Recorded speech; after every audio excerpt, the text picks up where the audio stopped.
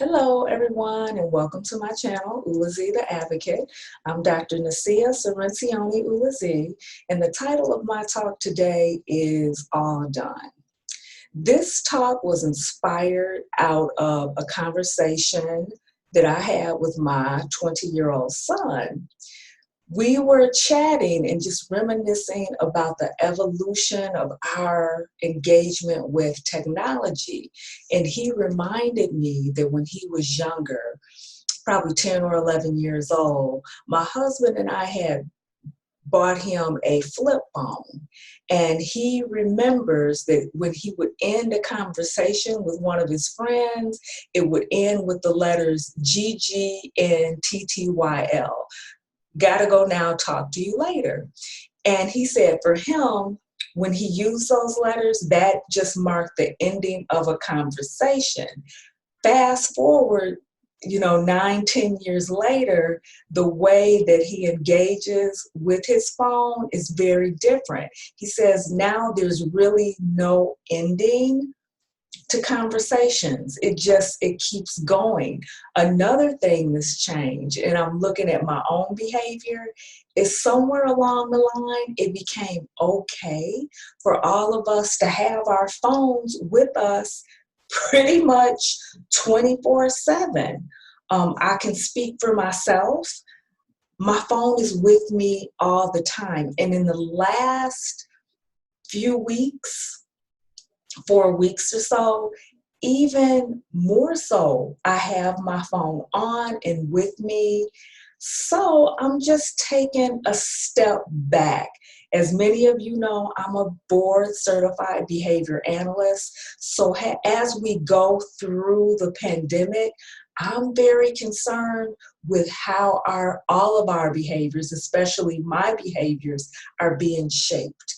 And I'm trying to be mindful so that they're shaped in very positive, so that my behaviors are shaped in very positive and meaningful ways.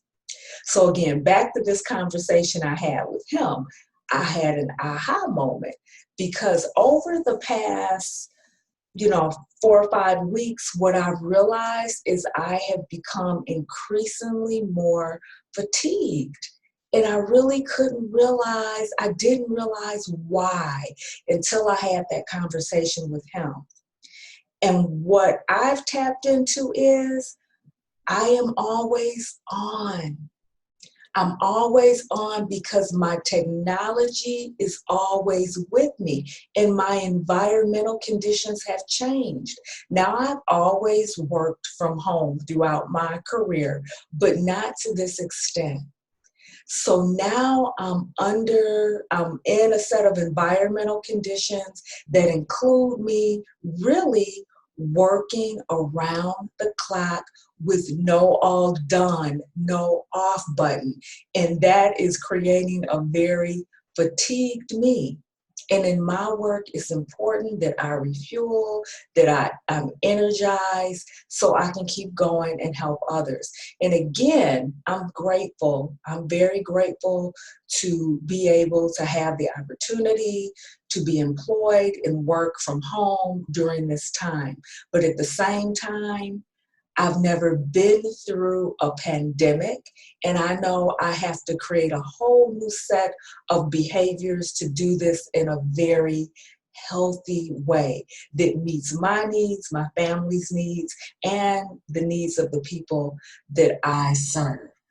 So the long and short of it is, I needed to create boundaries around my work and boundaries around working from home. A whole new set of boundaries because, like I said, I've worked from home throughout my career. But now I'm working from home more, which requires I revisit how I work from home.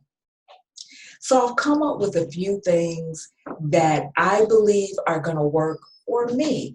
I don't know if they'll work for you. If they do, I hope you can take it and run with it or modify your own plan. Number one, what I'm finding is helpful is I designate an area for my work.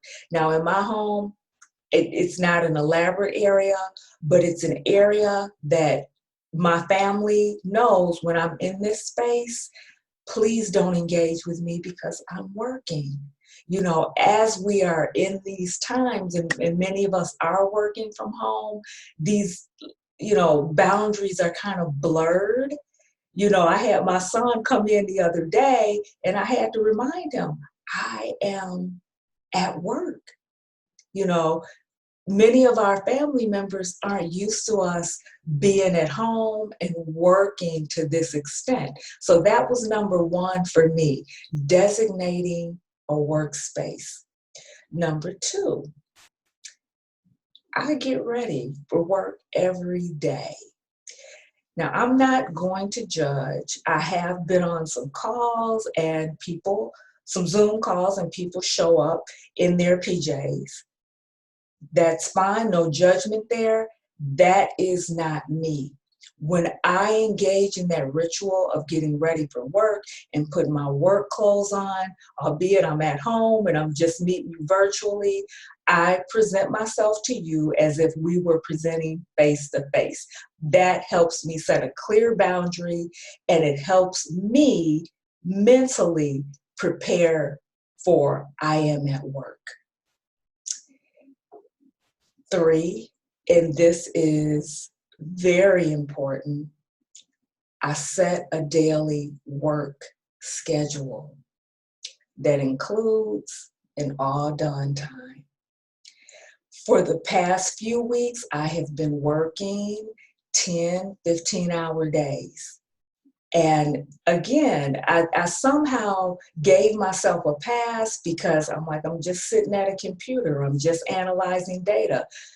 It is some work to sit and attend in meetings, to virtually, to sit and be at your computer for most of your waking hours. So at this point, what I'm realizing is, no, Nasiah, you need to set clear boundaries, a beginning and an end, with a couple of breaks in between. So I've recently implemented these three strategies, and let me tell you, it's working. It's working. So that's why I was excited about sharing it with you. And there is no shame in my game. This is new to me. I'm navigating new waters. I'm learning a whole new repertoire of skills.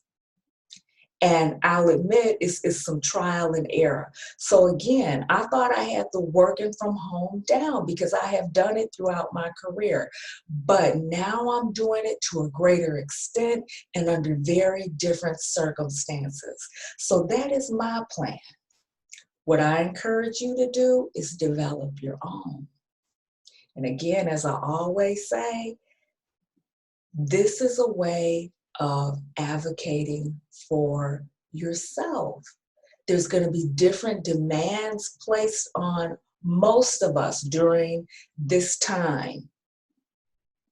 So by setting some boundaries around work, if you fall in that category of people who are working from home, it'll just help you stay ahead of the new challenges that are being presented, and it'll help you manage everything, all this novelty and newness that's in our space and a part of our evolution at this time. Finally, a piece that I've reflected on a lot lately is just the phone doesn't have to be on 24 hours a day. There is no need to have that level of engagement with your phone. Shut it off. What I'm doing right now is my phone is going to be checked every hour during my work day. It is going to go off in the evenings because what I find myself doing is constantly checking my phone, constantly checking to see, oh, did anybody else watch my video? Mm-mm. No more. I've realized for me, it's not healthy and it's incredibly emotionally draining. And again, that is for me. Everybody is different. So, what I encourage you to do is find out what works for you and put a plan in place. Until next time, I wish you peace and blessings. Bye bye.